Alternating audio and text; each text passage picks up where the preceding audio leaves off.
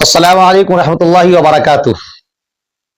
ईद के बाद से इस मरतबा ऐसा हुआ है कि क्या स्कूल क्या मदरसा दोनों का सेशन अगर देखा जाए तालीमी तो एक साथ स्टार्ट होता हुआ दिखाई दिया। क्योंकि मार्च खत्म और अप्रैल शुरू, तो स्कूल वालों का अपना तालीमी सेशन होता है ये, और मदरसे वालों के लिए रमजान के बाद जो है शव्वाल का महीना, तो उनका अपना तालीमी साल का आगाज होता है। तो कई सारे वालिदैन ने, गार्जियन ने उस तहरीर के बाद जिसमें मैंने ये लिखा कि भाई अपने बच्चों के लिए किस किस्म का स्कूल मुंतखब करें, किस तरीके के मदरसे को आप तरजीह दें, ये पूछा है कि जरा सा आप ये भी बता दें कि आपने जो कहा कि भाई जिन स्कूल के अंदर या जिन मदरसों के अंदर क्या क्या चीजें पढ़ाई जाती है, पढ़ाने वाले कौन होते हैं, तो उन स्कूल या उन मदरसों के अंदर हम ये कैसे समझे कि हमारे जो बच्चे जा रहे हैं वो सही तरीके से पढ़ रहे हैं, या उनको वो सारी चीजें डिलीवर की जा रही है, उनका निसाब ये सब कुछ ठीक ठाक चल रहा है। ये सारे सवालात हैं, तो इस हवाले से दो तीन बातें आपसे यहाँ पर अर्ज करनी है। सबसे पहली बात तो ये कि जो कोई भी स्कूल चला रहा हो या मदरसा चला रहा हो, उसको हम आप फाउंडर कह सकते हैं, जिम्मेदार कह सकते हैं, बानी कह सकते हैं, जो भी है, आप उनके अंदर देखें कि क्या सलाहियत है, वो किस कदर एलिजिबल है इस बात को लेकर के तो वो आपके बच्चों के मुस्तकबिल के साथ अच्छा कर सकेंगे, उनको बेहतर रहनुमाई दे सकेंगे। पहली बात तो ये देख लें आप। और इसकी वजाहत मैं इस तरीके से क्या करता हूं कि मान लीजिए मैंने कोई स्कूल खोला, तो मैं इस कदर तो अपने आप को काबिल बना लूं ना कि उस स्कूल के अंदर क्या कैरिकुलम होगा, क्या निसाब होगा, क्या कुछ पढ़ाया जाएगा,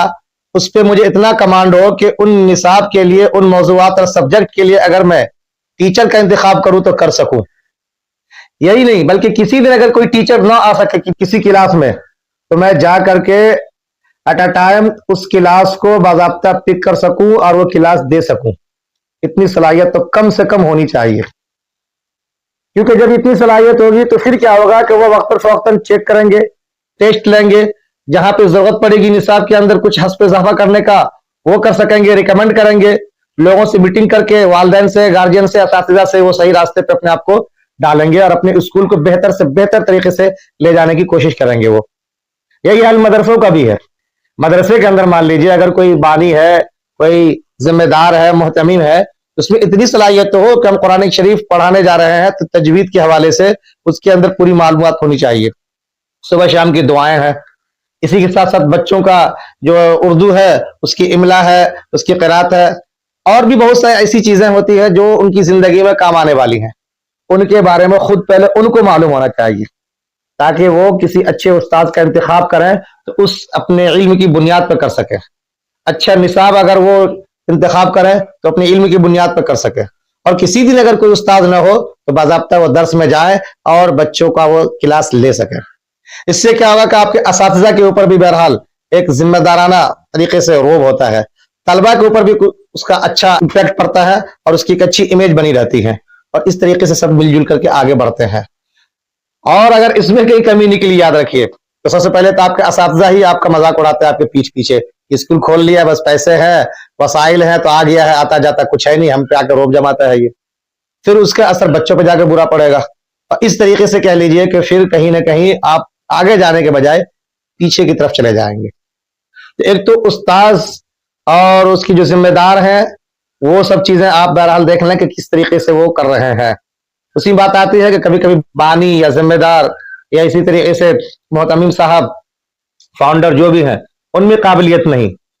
तो क्या वो नाज़िम तालीमात हो या प्रिंसिपल हो या काबिल हो, उनको रख लें और इससे उसकी भरपाई हो जाए। हाँ, यकीनन यहाँ इससे भरपाई हो सकती, होनी चाहिए, लेकिन फिर घूम फिर के सवाल यही आता है कि काबिल नाज़िम तालीमात या काबिल प्रिंसिपल कब मिलेगा? जब खुद वो जिम्मेदार काबिल होगा तभी तो चुन करके लाएगा ना, वरना तो उसी को कुछ से कुछ बता के आ जाएगा वो, या फिर ऐसे लोगों को लाएगा जो उनके वहां मिलाएगा और पूरा सत्यानाश कर देगा। ये बातें हैं जो सबसे पहले हम देखें। इसके अलावा फिर आप वक्ती तौर से वहां पे कभी कभी चले जाया करें, देखें बच्चे जब स्कूल से निकल के आ रहे हैं तो किस अंदाज से निकल के आ रहे हैं, उनकी जबान क्या है, उनकी निकलने का अंदाज क्या है, आपस में किस अंदाज से वो एक दूसरे से बिहेव करते हैं, ये अंदर के माहौल को बता देगा आपको। तो बच्चों के लिए बहरहाल ऑल इन ऑल उसकी जो पर्सनालिटी डेवलपमेंट होनी चाहिए वो सब भी क्लास के अंदर ही हुआ करता है, तो उनको भी हम जाके देखें। इसी तरीके से स्कूल के साथ साथ मदरसे का भी जायजा ले आप, मदरसे में सफाई सुथराई की क्या निजाम है, दुआओं का एहतमाम किस हद तक कराते हैं वो, नमाज की पाबंदी कितनी होती है, साफ सुथरे नाखून हो, दांत हो, कपड़े हो, ये सारी चीजें किस हद तक हैं, और फिर बड़े छोटों का एहतराम वगैरह के हवाले से क्या कुछ उनके अंदर जो है बातें समझाई जा रही हैं, सिखाई जा रही हैं, ये सारी चीजें आप जाके देखते रहें। اور آخر میں ایک بات میں کہنا چاہوں گا کہ ہم اور آپ اپنے بچوں کو چاہے ابروڈ انڈیا یا انڈیا جس شہر بھیجتے ہیں کمائی کے حوالے سے بہت متفکر رہا کرتے ہیں، پوچھتے رہتے ہیں کہ تمہیں کتنا ملا، نہیں ملا، اس مہینے کیا تم نے بھیجا، لیکن کبھی اسکول کے حوالے سے ہم یہ نہیں دیکھتے کہ ہمارے بچوں کا کیا ڈیولپمنٹ ہو رہا ہے، کس نصاب میں کس سبجیکٹ میں کمزور تھا، کیا ہے نہیں ہے. آپ ماہانہ ٹیسٹ وہاں پہ کروائیں، ٹیسٹ کا رپورٹ کارڈ آپ دیکھنے کی کوشش کریں، وہاں جا کے وزٹ کریں، ان سے ملیں، پرنسپل ہو یا ڈائریکٹر ہو ان سے جا کے کہیں پچھلے مہینے میرے بچے کا یہ ریکارڈ رہا، یہ اسکور رہا، ابھی یہ چل رہا ہے.